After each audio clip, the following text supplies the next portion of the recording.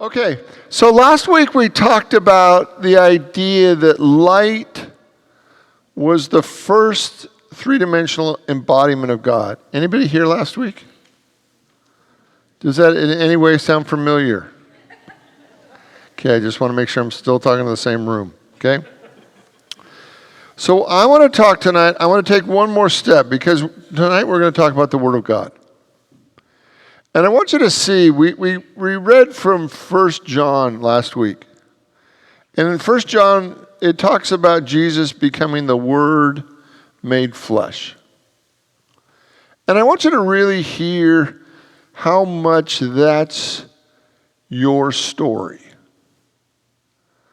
You know, that when we hear about Jesus, when we read the stories about Jesus, it's very easy for that to feel like that's way beyond us. But your spiritual job is to be the three-dimensional embodiment of God. You are God's Spirit being made flesh. You are the embodiment of that. So not only is light is the first embodiment of God into three-dimensional form, but every one of us is the three-dimensional embodiment or expression of God. And that's what it means to be us, is that we are all living embodiments of all that God is. And we're either doing that at a very high level or a very interesting level. Right? And we all have people in our life, and it's like, well, that's an interesting way to express God. That's kind of a variation on a theme. Like I didn't see that one coming. That was kind of a wild one. And then we see people that just do it so purely, so perfectly that you feel it. Like I remember 100 years ago, I was a young man, went to see the movie Gandhi. And in watching the movie Gandhi, even though it was the actor Ben Kingsley playing the part, I noticed that I was just crying. And in his representation of Gandhi, I literally felt like I was looking at the face of God. Like that it was such a pure expression of the divine. And sometimes we get so busy with life that we forget why we're here. That we're here to be the living embodiment of God. We're here to embody all that God is. And I want you just to kind of entertain that idea as we move into this new year as a way of maybe setting some priorities for your life. Like, because sometimes if we get everything right, but we don't get the most important thing right, did we really win?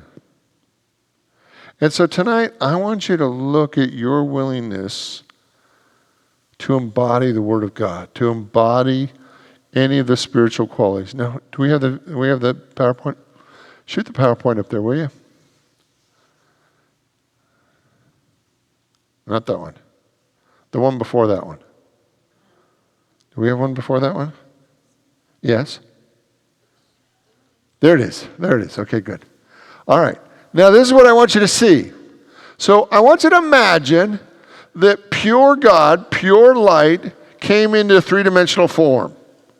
Okay? The Word became flesh. It came into three-dimensional form.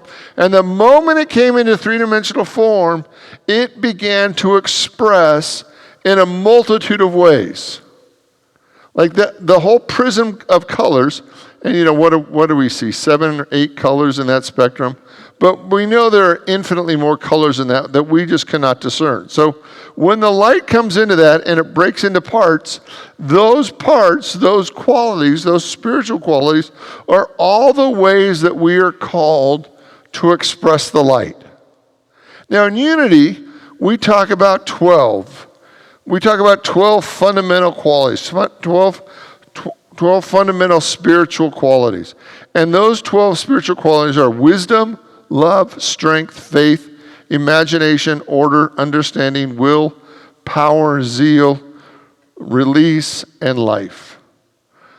Right? So I want you to see that those colors, those vivid colors, are all aspects of the light of God coming into three-dimensional form. We could say the light is the Christ, the spiritual potential in all of us, and when it comes through the prison, when it's breaking down, it becomes all the many ways that we are called to express God.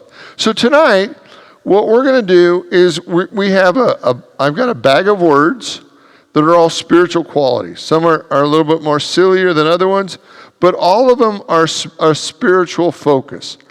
And what we're going to do tonight is you're going to get a word, and you're either going to love it or you're going to hate it.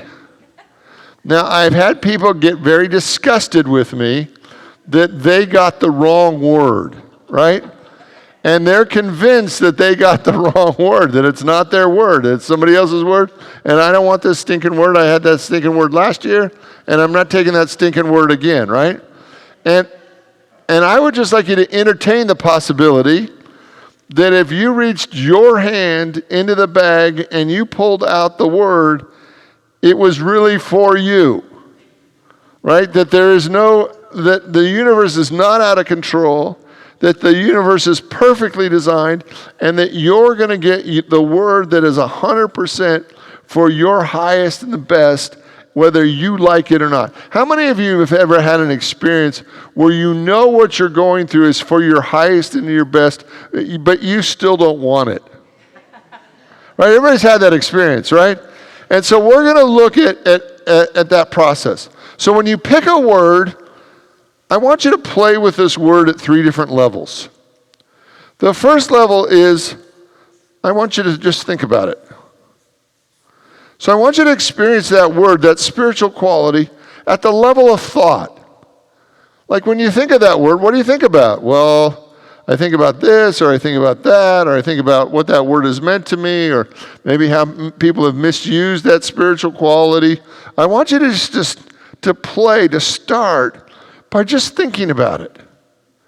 The next level that I want you to play with is the idea of, how do you feel about that word? Because you probably might, if it's an important spiritual quality, you might have some feelings about it. You could say, well, I got like a 50-50 rate going with that word, right? That word is not a pure word to me. It is a word that has some baggage with it, and I've got some feelings about it. And I really want to just scream that this is my word, or right? I want you to just really acknowledge, first, what do you think about it? And then what do you feel about it? Now, if we just stay at those 2 levels, thinking and feeling, I think we're doing, at best, a half job. Because most people, when it comes to their spiritual life, stay at that level. They think about things, they feel things, they think about their spiritual life, they feel their spiritual life, but their spiritual life never really gets any deeper than just kind of a mental process or an emotional process. And everything is filtered through those 2 filters. Everything is filtered with, what do I think about it and how do I feel about it, even their spiritual life. And for many of us, we actually believe that that's being spiritual. It's not. It's just being mental or emotional with a spiritual bent. But it's not actually doing the fullness of what we're called to do. The next thing I want you to do is I want you to begin to really look at embodying it. Right? I want you to embody that idea. I want you to really look to see if you can embody that spiritual idea. And that gets a little interesting, because that's not a 5-minute process. That's like a whole year process. So if you get love or joy or peace, it's like, what if you actually committed in a year's time to embody that in a more significant way? Can you see that would literally move your spiritual life forward? Because let's go back to the prism again, right?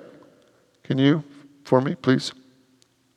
Can you see that every one of those shades of color is a reflection of the whole? So if you embody love in a real way, you are embodying every aspect of the light. That there is no part of the light that doesn't have all the light in it, right? That it's the embodiment of that. So your job is to think about it, but not too long. Your job is to feel it, but not too long. But then to spend the next year saying pretty much every day, God, how do you want me to embody this now, in this moment, in this day? And really take a moment to sit with it. Because what I know to be true is that every spiritual idea is infinitely large because it's an aspect of God. So to embody any spiritual principle, you have to be willing for your soul to expand, to hold it in a greater and greater way. And this is the true spiritual work, is for you to embody all that God is. For you to embody all that God is. So we begin 1 year at a time. We take one idea, one principle, and we just practice with that one. The next year we get a new one, and we practice with that one. And we notice that year after year after year, we're embodying more and more and more God. Until there's a point where when people look at us, they can't discern where we stop and God begins. The Apostle Paul said, one day you will look in the mirror, and now I look in the mirror dimly, but one day I will look face to face. And the idea is that as you keep embodying more and more God, there's going to be a day when you look in the mirror and you actually see the face of God looking back at you. That's a good day. Right? Might scare you, but it's a good day. Ooh, too much. Turn it down. Right? And so tonight, that's what we're going to do. That this isn't just getting a cute little word that you put in your ashtray and in your car and you just pull it out occasionally when you're at the car wash. This is about really having a spiritual process. You ready? Now, do you have to come up and get a word? No. You just don't. Can you pick a word for your friends? As long as everybody gets one first. Right? If you're going to go around, so as long as everybody gets one first, you can pick two. Is that fair? All right. You ready to play? Everybody take a deep breath. And I want you to set the intention that the word you get is your word. Right? I want you just to decide right now, not after you see it, I want to keep my options open, but I want you to decide right now that the word I get is my word. That I pick that word because I'm ready to embody more good. I'm ready to embody more God. And so whenever you're ready, I want you to come forward. I want you to stick your hand in the bag. I want you to pick out your word and then be nice to me. Okay? You ready? Sure.